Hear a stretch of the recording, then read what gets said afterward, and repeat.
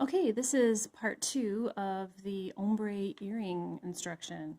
So, as you remember from our last video, we ended with this amazing rectangular creation.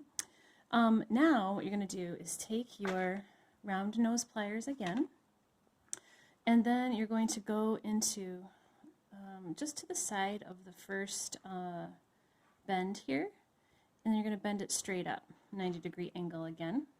By the way, this is 20 gauge aluminum wire. I'm not sure if I said that in the last video.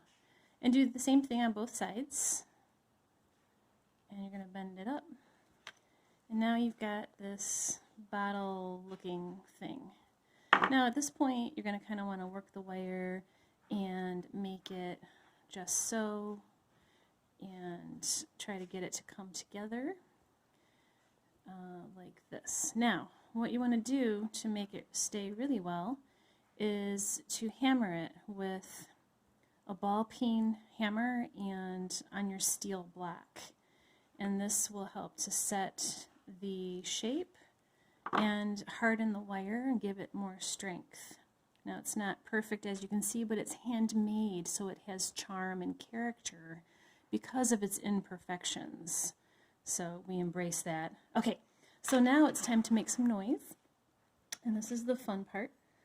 So you take your ball and peen hammer, which is this, your steel block, which is this, and you start hammering away. So I do the bottom part first and kind of give it a real flat look.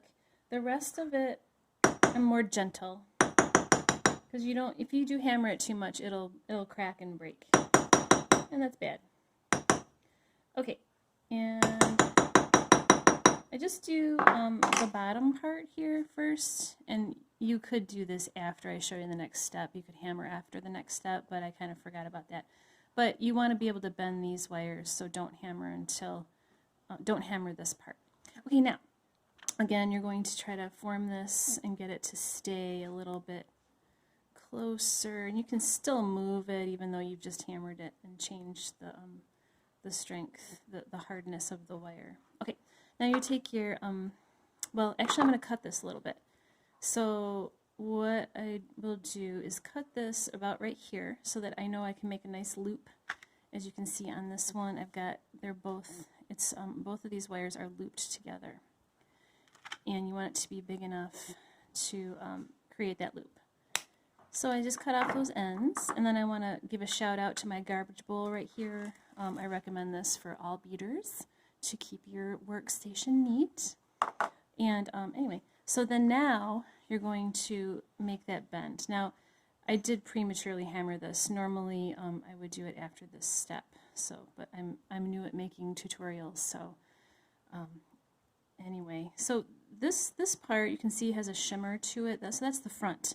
So you want to make the loop go the opposite way. So you're going to grab both wires and turn and make loopies.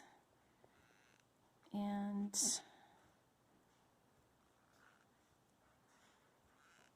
get those looking good.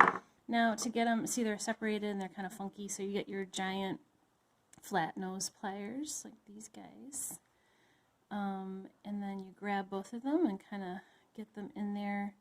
And I kind of shake them and turn them a little, just gently, gingerly, as they say.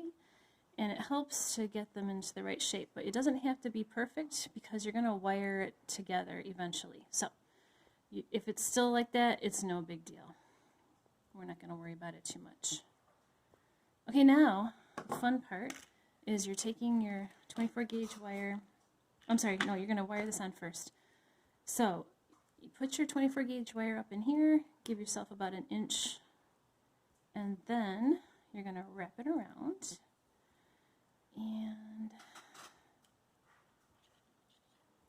And I do it a couple times, maybe 2 or 3 times. I wish I could fast forward my video for you so you could see it all done, but I'm not that savvy yet. So, dun-da-da. Okay, one more. And I'm not doing it very carefully right now, but I will fix it in a minute and make it hopefully close to perfect. Alright, so then now there's that. And I'm going to take my small